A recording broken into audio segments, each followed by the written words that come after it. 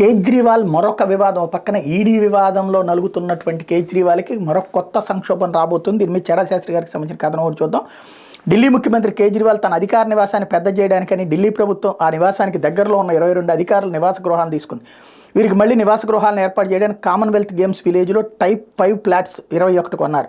వీటిని 126 కోట్లు ప్రభుత్వ ధనం చెల్లించుకున్నారు అని కాంగ్రెస్ నేత అజయ్ మాకెన్ ఆరోపించారు. అది కాకుండా కేజ్రీవాల్ పాత నివాసానికి మరమ్మతులు చేయడానికి, పెద్ద చేయడానికి, మరి ఇంటి లోపల ఇంటీరియర్ డెకరేషన్స్ మొదలైన వాటి కోసం 45 కోట్లు ఖర్చు ఢిల్లీ ప్రభుత్వం చేసింది. ఈ ఖర్చు మీద ఢిల్లీ లెఫ్టినెంట్ గవర్నర్ విచారణకు ఆదేశించారు. ఇది ఎలా ఉంటే ఢిల్లీకి చెందినటువంటి రచిత్ కౌశిక్ అనే ఒక యూట్యూబర్ వీడియో ఒకటి చేసి దానిలో కేజ్రీవాల్ మీద తీవ్ర అవినీతి ఆరోపణలు చేశాడు. ఆ వీడియో ప్రకారం కేజ్రీవాల్ తన నూతన అధికార నివాసంలో ఉపయోగించడానికి 4 థ్రెడ్మిల్స్ని అద్దెకు తీసుకున్నాడు. ఈ థ్రెడ్మిల్స్ క్వాలిటీ బట్టి మార్కెట్లో కనీసం 15,000 నుండి గరిష్టంగా 15 లక్షల వరకు ఉన్నాయి. అయితే వీటిని కొనే బదులు నెలకు ఒక్కోదానికి 2.5 లక్షలు అద్దె చెల్లించేలా 4 థ్రెడ్మిల్స్ అద్దెకు తీసుకున్నాడు. వీటికి నెలకు 10 లక్షల అద్దె ఒక కంపెనీకి చెల్లిస్తున్నాడు అని ఈ రుచిత్ కౌశిక్ ఆరోపించాడు. ఆ కంపెనీ కేజ్రీవాల్ కొడుకు పులకిత్ కేజ్రీవాల్కి చెందిందని ఆ యూట్యూబర్ ఆరోపించాడు.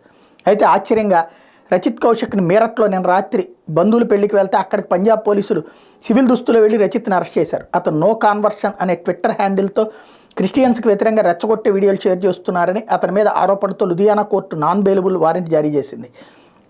అయితే కేజ్రీవాల్కి వ్యతిరేకంగా కథనం ప్రసారం చేసినందుకే పంజాబ్లోని ఆప్ ప్రభుత్వ పోలీసులు తాను అరెస్ట్ చేశారంటూ రుచిత్ ఆరోపిస్తున్నాడు.